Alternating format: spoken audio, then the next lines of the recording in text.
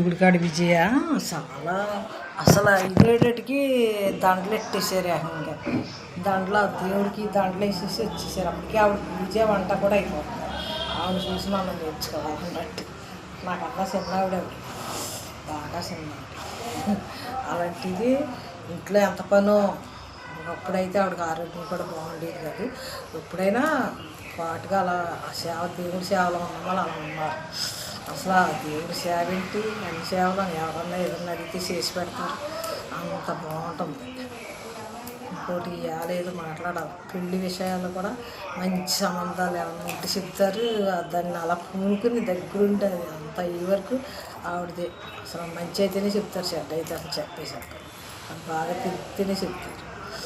అసలు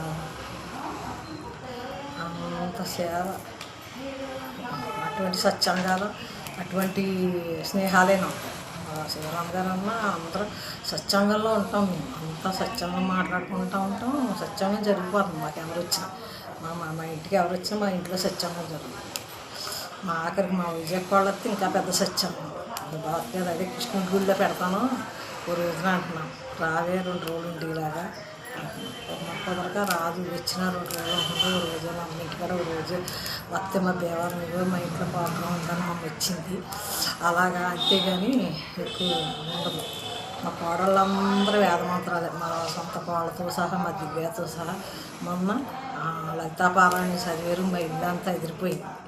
మా పిన్ని, మా పాపడు ఎరిపింది అంటుంది. మీ మామ భక్తి మార్గంలో ఉన్నాం, అలా మునిమామాలు కూడా భక్తిలోకి వచ్చేసారు చూసావా అంటారు. వైష్ణవ్ అయితే మాట్లాడతలేదు, అలా ఉన్నాడు ఏంటని. ఆయన భక్తిలోకి వెళ్ళిపోయాడే, ఎవరితో మాట్లాడతలేదు. అప్పుడు అయితే జ్ఞానం ఉంటున్నారు. మా కుటుంబం అంతా అలాగే ఉంటుంది. మా తమ్ముడు ఏంటి, మా తమ్ముడు ఏంటి, చదువు లేకపోయినా జ్ఞానంలో ఉంటారు. మంచి పనులు చేసుకుంటా ఎవరికన్నా మంచి చేయాలని చూస్తారు, కానీ చెడ్డ చేయాలని చూడరు. అంత మా కుటుంబం అంతా అలాగే ఉంది. ఎవరికి వెళ్ళరు. మా పని మా శ్యామ ఏంటి అటు వైశాఖం ఏంటి అక్కడ అపార్ట్మెంట్లో దానికి మంచి సంచక్క సత్సంగం కూడా బాగా దొరికారు. యాత్రలకి చక్కగా కలిసి వెళ్తారు. అబ్బా ఓపిక కనుక వెళ్తున్నది. మాలంటే మేము అంతా బాగా చేసుకుంటున్నారు శుభ్రంగా. అది మా కుటుంబమే సత్సంగంలో ముందున్నట్టు. సత్సంగం కాదు, సత్సంగం చెప్పుకుంటూ మరి ఇంకే చెప్పుకుంటారు కదా ఇల్లు. అలా ఉండదు మాది. అంత భక్తి మార్గం. మా విజయ్కి అంత ఆ దేవుడు కృష్ణుడు ఆశీర్వాదాలు ఉండాలి ఆవిడకి ఎప్పుడుని. ఇంకా కలకాలం ఉండాలి ఆవిడ. మంచి చేసేవాళ్ళు ఎక్కువ కాలం ఉండాలి. ఉంటే మా అలాంటి వాళ్ళకి కొంచెం ఉపకారం అన్నీ మంచిగా జరుగుతాయి అన్నమాట. చాలా అసలు మామూలుగా కాదు. దినాంతిగా అటువంటి మా శివరామ్ గారు, మా విజయ, ఇంకా నా అందరూ సత్సంగం చెప్పేవాళ్ళే. అసలు ఎప్పుడూని ఆ 3 గదుల్లో ఇంట్లో కూడా సీతమ్మని వచ్చేవారు. ప్రత్యేకంగా నాకు కావాలని వచ్చి వారానికి ఒకసారి పాటలు పాడి కృష్ణుడి పాటలు సత్సంగం చెప్పింది ఎవరు. నేను కేకలేదు, ఆవిడే వచ్చారు అందరూ. ఆవిడ మా ఇంటికి వస్తాం మొదలెట్టాక మా ఆయన అక్కడ సింగరాయపాలెం చేస్తూ ఉంటే ఒకరోజు పొద్దున్నెళ్ళిపోయి సందల దాకా వచ్చేవారు. 10 లోపు ఆవిడ వస్తే మా చుట్టాలను కూడా రమ్మని ఆవిడ కూర్చోబెట్టి సత్సంగం చెప్పించి పాటలు పాడించి పంపేదాన్ని. ఆ సత్సంగం ఇష్టమైన వాళ్ళకి, అందరికీ కాదు. అందరికీ ఏమి ఎక్కుతుంది, వస్తే అదొక కౌర్లు కదా, బడాయి కౌర్లు. ఆ బడాయి కౌర్లు మాకు అక్కలేదు బాబాయ్.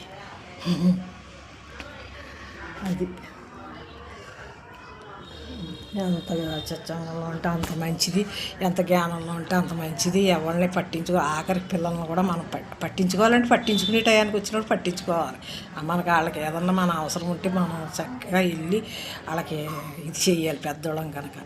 అంతేగాని వాళ్ళ రోజు 10 ఫోన్లు చేసి కెలిగితే మామూలుగా ఉండదు. పిల్లోడైనా పిల్లైనా ఎవరైనా అది ఎంత దూరంలో ఉంటే అంత మంచిది అనుకుంటూ నిత్యమంగళం నిత్య శుభమంగళం ఆరోగ్యమంగళం ఆనందమంగళం కళ్యాణమంగళం. ఓం శాంతి శాంతి శాంతి.